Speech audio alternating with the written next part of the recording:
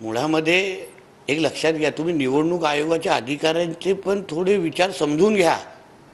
त्यांना कन्फर्म करायचं आहे की पुरुष दिसणारा माणूस खरंच पुरुष आहे का, बॅगेमध्ये लाली लिपस्टिक काय असं ठेवलं आहे का. कारण की लांबून तो पुरुष दिसतो पण हालचाली काहीतरी वेगळ्याच आहेत, डॉट डॉट. हां, आणि म्हणून कदाचित बिचारे त्या निवडणूक आयोगाचे आमचे अधिकारी कन्फर्म करतायत. पण महेशजी, दुसरं तुम्हाला सांगतो, काय अधिकार आहे हो उद्धव ठाकरेंना त्या निवडणूक आयोगाच्या अधिकाऱ्यांचा अपॉइंटमेंट लेटर मागण्याचा? कुठल्या नियमामध्ये लिहिलेलं आहे? निवडणूक आचारसंहितेमध्ये सगळेचे सगळे अधिकार हे निवडणूक अधिकाऱ्यांकडे असतात. ते आमचे कपडे तपासू शकतात, आमच्या बॅगा तपासू शकतात, आमचे कार्यालय तपासू शकतात. कारण का देशातल्या आमच्या निवडणुका हे पारदर्शक होतात हे दाखवण्याची, करून घेण्याची सगळी जबाबदारी ह्या निवडणूक आयोगाच्या अधिकाऱ्यांची असते. मग त्यांना सहकार्य करायचं की त्यांच्या आडनावांची खिल्ली उडवायची, का त्यांची अपॉइंटमेंट लेटर उडवायची? मी तर निवडणूक आयोगाच्या प्रमुखांना मी आवाहन करीन, विनंती करीन, मागणी करीन की उद्धव ठाकरेच्या प्रचारावर बंदी आणा.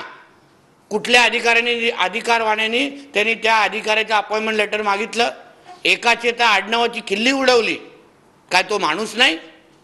त्यांनी त्याचा आडनाव, मग तुमचा आडनावाची टिंगल उडवण्याचे तुमचे काय अधिकार आहे? तुम्हाला काल ठाकरे नाही तर वाकरे बोललो तर चालेल? मग तुम्हाला बऱ्याच मिरच्या झोमतात.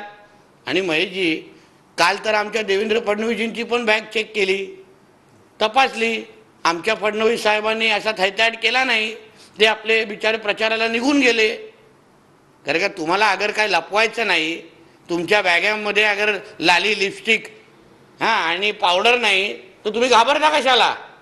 म्हणून हे जे काय शेमडेपणा आहे, हा जो काय बालिशपणा आहे, नामर्थपणा आहे ना, ह्यालाच उद्धव ठाकरे म्हणतात. उद्धव ठाकरे इथे येणार, त्याच्यानं जेव्हा समजलं त्यानंतर आव्हान प्रति आव्हानाची भाषा झाली होती. राणेसाहेबांनी असं सांगितलं की आमच्यावर टीका केली तर आम्ही गप्प बसणार नाही. मूळ सांगण्याचा मुद्दा काय होता की तुम्ही विकासावर बोला ना, कधीतरी बोला. आमच्या सिंधुदुर्गाचे आम्ही नाही बोलत 100% प्रश्न सुटलेले आहेत. पण हा माणूस राज्याचा मुख्यमंत्री होता 2.5 वर्ष. 2014 ते 19च्या भारतीय जनता पक्ष आणि शिवसेनेचं सरकार होतं. म्हणजे गेली 10 वर्षामध्ये म्हणजे 8 वर्ष हा माणूस सत्तेमध्ये होता. त्याच्यामध्ये 2.5 वर्ष